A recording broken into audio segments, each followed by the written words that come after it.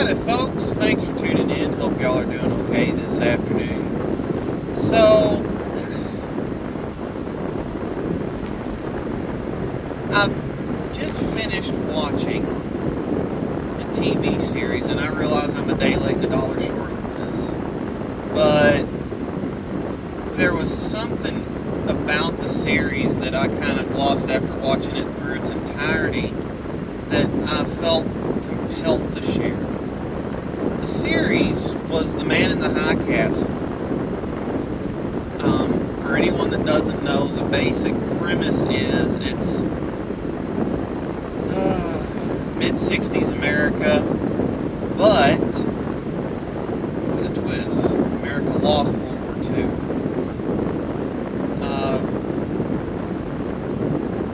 Basically, everything in Mountain Time Zone is a neutral zone between Nazi America, which just sounds terrible to say, and Japanese-occupied Pacific states. And there's one character in the series who is an American, but he's the head of the American division of the Nazi SS. And when the series starts out, there's not a lot of character development as far as, how things came to be, but there's cutscenes where it'll show things in the past where people were younger officers, or, it showed Washington, D.C. getting nuked as an example. All sorts of things like that. Well, one of the things that it shows in these character development cutscenes is how this American Army officer in the Signal Corps came to be head of the SS for Germany in occupied America. And it's not anything like what you think. He was not a sympathizer. He was not covert. He was not a spy. He did his job in the Army. Well, one of the cutscenes, you know that as the war is coming to a close, his wife is expecting, and she's fairly well along in pregnancy, about 7 months or so. And shortly before the end of the war, their son is born. Nazis had decimated a lot of eastern seaboard infrastructure,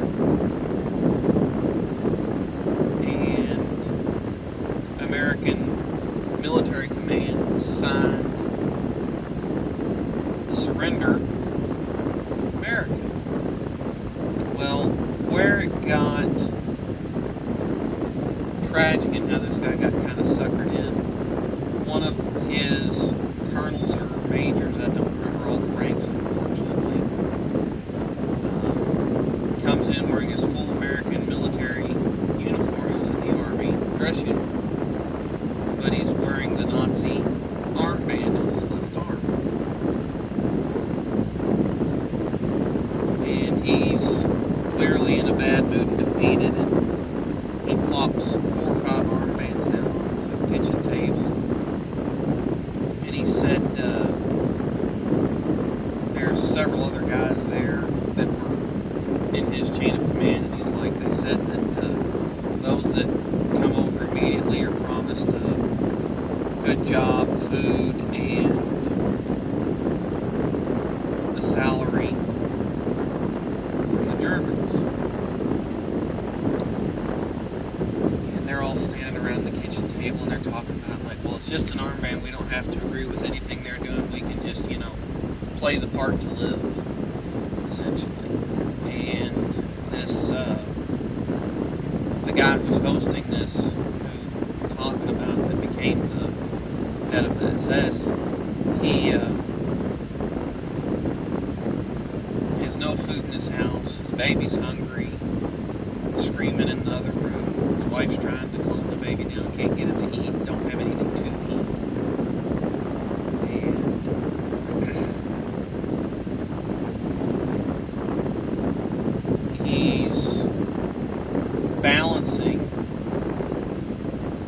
choice between, do I stand by my morals, watch my newborn son and my wife possibly starve or face summary execution at the hands of Nazis, or do I put on the armband and do my job and take care of my family? And you could tell he was really wrestling with this, like just the consternation in his face. The actor did portray that very well. And he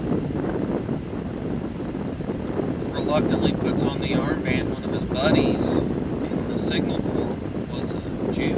He's like, what about me? What are they going to do when it comes to me? He's like, well, the CO had brought in some milk, bread, cheese, and sausage, just basic essentials for them to have something to eat because they hadn't eaten in a few days. And the guy that put the armband on hands his buddy a loaf of bread and stuff and says, you need to get out of here and get as far away as you can. In a different cut scene, he's taking a smoke break outside of some military building or barracks. I don't know what it was. And in the back of this cargo truck, you hear someone talking, and he says, hey, Smith, it's me. Smith, it's me. Just open the latch. You won't even know you did it. We'll get out of here. When they're down the road, they'll think the latch came open. And he recognizes his buddy that was a Jew, and he's being sent to a concentration camp. And he didn't do anything to help his buddy. And they summon Smith back inside for a meeting, and he walks back into the sounds of his buddy screaming in this cargo truck.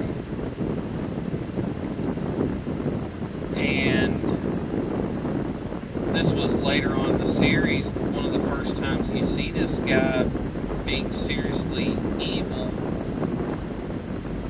He's walks in on an interrogation, and this prisoner's being left alone. And he said, I told you to torture this man to get information. And he's like, well, he's not unconscious right now. He's like, do you have an issue beating this man to death? He goes, no.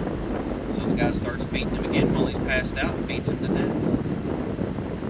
And one of the last scenes of this guy in this whole timeline, you find out that he's planning new concentration camps for the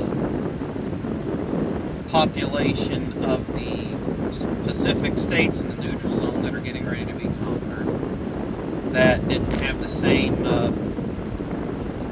ethnic laws as Nazi occupied areas. And he's, cargo cars on trains, and gas chambers, all the blueprints and everything are set up, and he's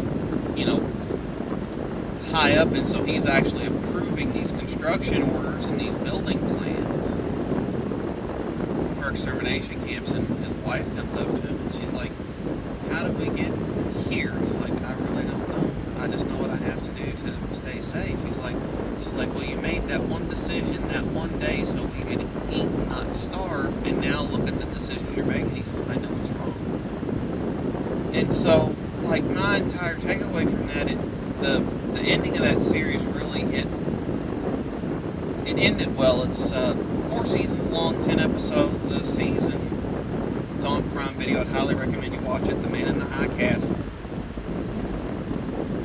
And it shows how this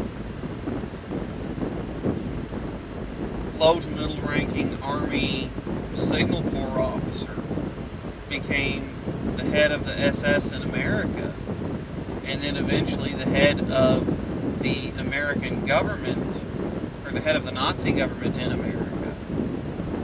And his struggles through that, his family struggles through that, and it also shows life under Japanese occupation in the Pacific states. A very good series, very well done. Not a lot of humor in it. There wasn't much to laugh about as far as what was going on.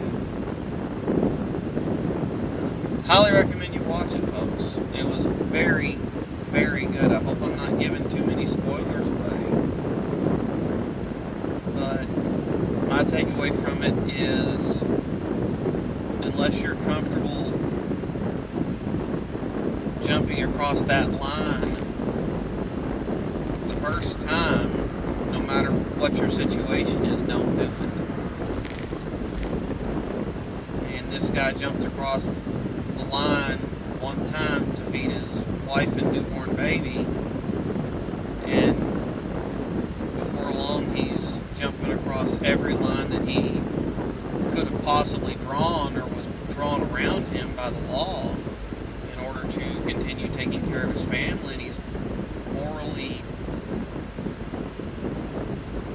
he's torturing himself morally, and in the end he realizes everything he's doing is wrong, but he has to do it because it's what is expected of him to do. And